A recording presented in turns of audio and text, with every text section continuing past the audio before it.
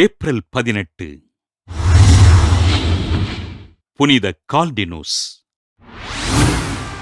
Italy நாட்டில் உள்ள Milan நகரை சேர்ந்த புகழ்மிக்க வல்வர்சி டெல்லா சாலா குடும்பத்தில் கிபி 1100ஆம் ஆண்டு பிறந்தார் கால்டினுஸ். இளம் வயதில் செல்வத்தை புறந்தள்ளி இறைபக்தியினை வளர்த்துக் கொண்ட கால்டினுஸ் இறைவனுக்கு தன்னை அர்ப்பணிக்க விரும்பி குருத்துவ பயிற்சி பெற்று அருட்குருவானார்.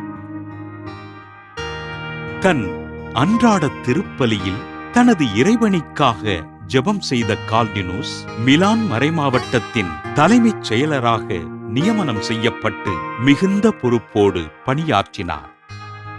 ஆயருக்கும் குருக்களுக்கும் பாலமாக இருந்த கால்டினுஸ் குருக்கள் எவ்வாறு நற்செய்தி பணிகளை செய்ய வேண்டும் என்று பயிற்றுவித்து குருக்களை இறைபணியில் ஊக்கப்படுத்தினார்.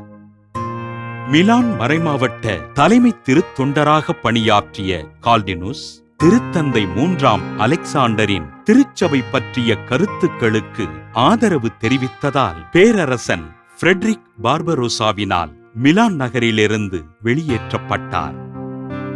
கிபி 1165ஆம் ஆண்டு கர்தினாலாக உயர்த்தப்பட்ட கால்டினுஸ் கிபி 1166ஆம் ஆண்டு மிலான் நகர பேராயராக நியமிக்கப்பட்டு போரினால் சிதையுண்டு இருந்த மிலான் நகரை புதுப்பித்து இறைபணிகள் செய்தார்.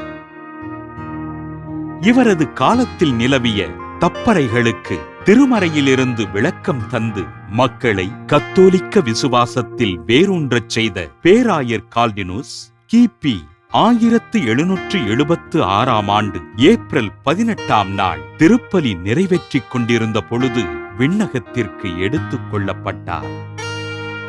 திருச்சபையின் கருத்துக்களுக்கு செவிமடுத்து மிலான் நகர மக்களை நல்வழிப்படுத்திய பேராயர் கால்டினுஸினை திரு அவை புனிதராக உயர்த்தியது. புனித கால்டினுஸ் திருவிழாவினை கொண்டாடுகின்ற நாம் குருக்கள் தங்களது இறையரசு பணிகளை தடையின்றி செய்வதற்காக ஜெபிப்போம்.